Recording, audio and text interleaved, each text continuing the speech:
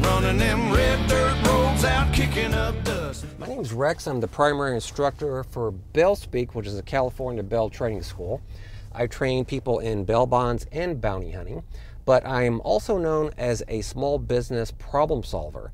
I've been known to troubleshoot a lot of problems for bail bond companies, not necessarily in relation to bail or bail jumpers, and have been hired to do other projects that are completely unrelated to bail. Getting back to some of my problem solving, some people wanted to drive pickup trucks, but they were concerned about California law with respect to transporting firearms. Not to mention, some of the more established bounty hunters carry a considerable amount of equipment. Now, what I had to do was figure out a way for a client to look not necessarily like he's hunting somebody, don't stick out too much. My choice was the Ram 1500, particularly the black one. The reason being is that there are a lot of them on the road. So you just kind of can easily blend into a neighborhood without being too obvious. Moreover, I decided to go with a truck bed cover to turn the trunk into, the truck bed into a trunk or locked container. However, we bounty hunters tend to carry a lot of equipment once we get up and once we get running. So I had to figure out a way to lock up ammo and firearms along with other less lethal devices and the types of things that those use, such as Taser ECD cartridges or maybe beanbag rounds, which we'll get into in a separate video, separately. So I had to come up with a truck bed organizer and a cover that could fit all the equipment that we carry for bounty hunting, and we'll move forward from here, and that's what this video will be about.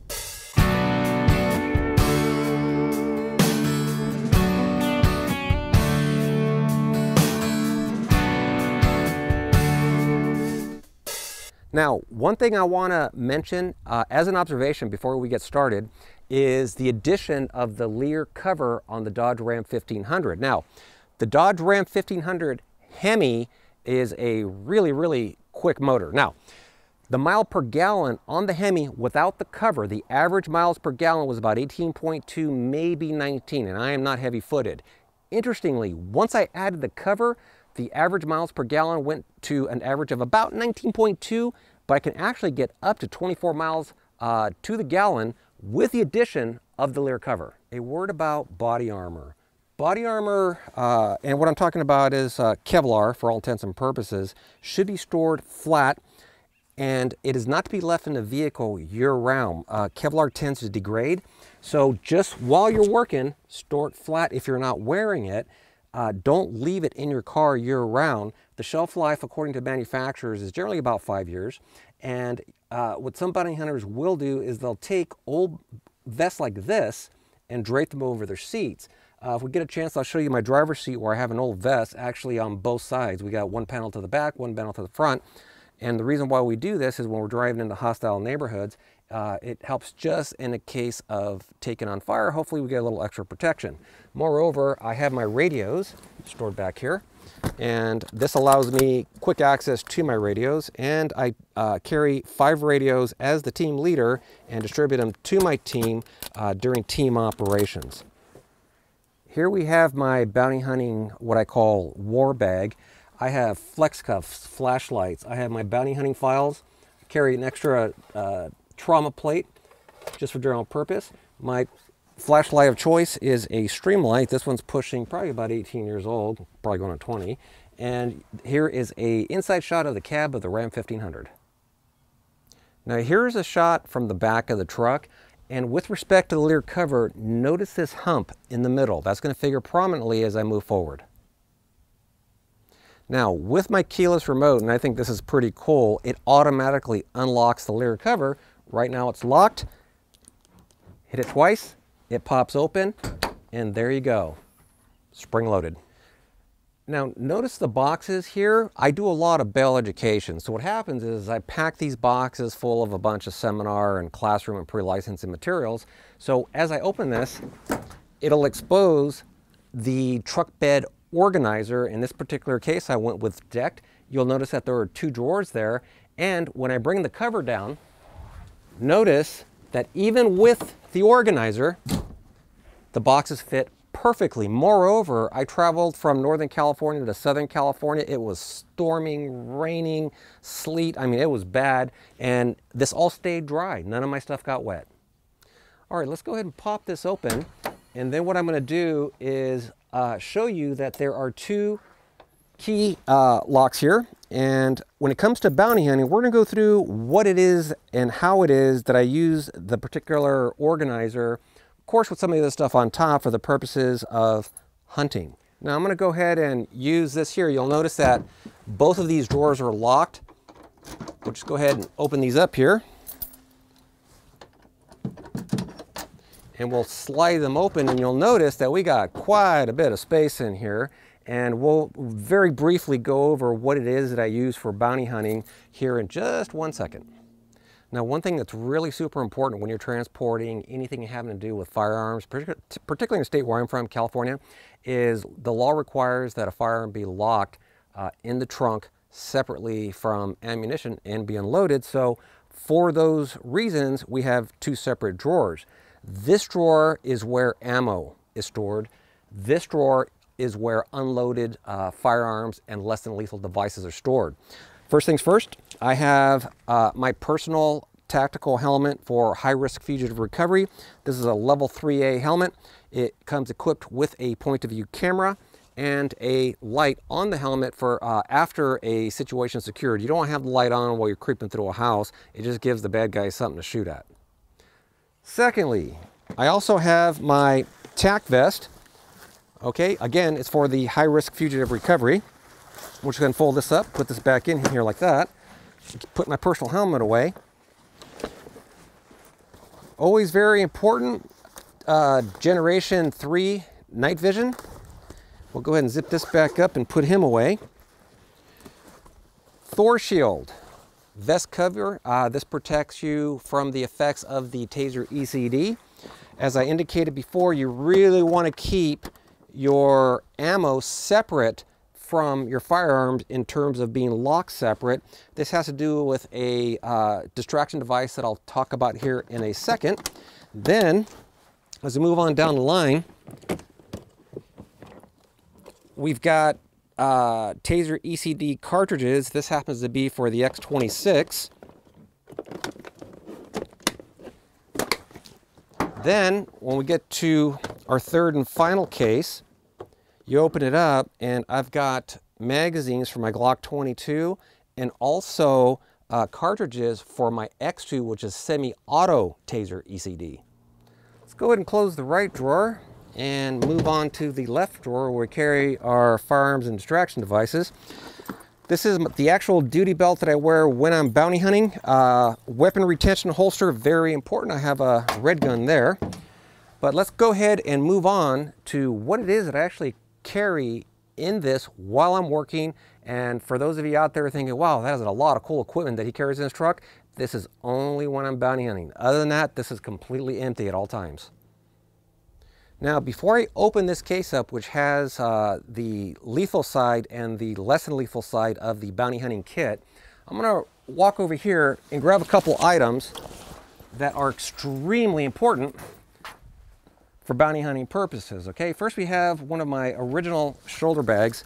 This original shoulder bag has, pop this open here right quick, has a couple of used Kevlar panels. Now, the reason why I'm showing you this is a lot of our bounty hunting work isn't just done in the rural areas. We do a lot of urban work as well. And we have to load and unload constantly while we're bounty hunting. So what we do is we set this up like that. This here is a brand new item that's going to be carried on the upcoming Bailspeak store. It also has a level 3A panel in it. I just put it there for demonstration purposes for now. We'll go ahead and pop this open. And you will notice I carry a Glock 22 while I'm working. I will point it at two Kevlar panels to clear it. It is empty. That is my Glock 22 for bounty hunting. Now, this is an old M26 Taser ECD. We move over here to the law enforcement version X26. Currently, this is probably my favorite Taser ECD. This is the Taser X2, is a semi-auto. No need to get into that right now. Lastly, one of the new items we're going to be carrying on the Bailspeak store is this less than lethal device. I'm going to do a separate video on this item here. At any rate, we'll go ahead and close this back up and move on to the next box. Now, since this is a hunting video, I'm gonna go ahead and open up one of the cases for some of the more high-risk rural type operations that we do. I personally specialize in the gold country. That would be Amador, Calaveras, and particularly Tuolumne County. You may want to carry 223 grade level self-defense rifle. I reject the assault rifle terms. I don't think that inanimate objects assault things. This is for personal defense only, and this very rarely ever even brought out of the case, but we do carry it just in case things get a little felony hazardy. I'm gonna go ahead and put the tailgate back up just for a second. Let's say you have to stop somewhere and you need something in the back of your truck. When you pop this open and you open it, from the casual observer's point of view, this just looks like ordinary paper boxes, which is why I use these instead of the containers that look like they're holding things that might be really expensive. Let's just real briefly go over some of the things that a bounty hunter may carry in these regular boxes you pick up at any office supply store. Here's an extra level 3A helmet just in case somebody in my team forgets their stuff, along with an extra tactical vest. All right, let's move on to the next one here. Bring this down right here. And again, we've got some extra Kevlar helmets just in case people on the team forget their stuff. I like to make sure that the guys that I lead into bail fugitive recovery operations don't walk in a situation where they're missing some important safety equipment. Okay, last box. There's just a few extra items that I carry while we're bounty hunting. This little bag here carries all kinds of safety goggles, all kinds of ballistic rated lenses. It's for eye protection. Sometimes we do a lot of looking into attics or go into areas where we need extra eye protection, and this is just loaded with all kinds of different options for that purpose. Okay, let's go ahead and pull this guy out right here. Now listen, since this is technically a hunting video, we're just not real clear on what it is exactly that we're hunting. No hunting kit would be complete, especially in some of the areas that I work in, without different types of ghillie suits. This particular ghillie suit fits a particular type of terrain and season, as does this ghillie suit. Plus we've got our extra covers there. Then as we come over here, we've got one of my original ghillie suits, which works great in all kinds of different environments. If you have to blend in, maybe you think that you've got a bail fugitive that is holding up in a particular location and you don't want to burn the location, and you might be given and doing surveillance in conjunction with what I'm wearing. Makes it real easy to get dropped off someplace, particularly in the rural areas, where you can get a good overwatch on a suspected location. Then again, with the communications equipment that we carry, call in the troops when you see your bail fugitive. So just go ahead and get this stuff back in there. We will go ahead and lock these up right quick. There's one. There's two. Close the lift gate. Bring this down. And since we're going to be going inside for a minute, and everything's locked. My name's Rex. I'm the primary instructor for Bailspeak, which is a bail training school out of Tracy, California. Yeah. You know what? I like to play it. No dickity.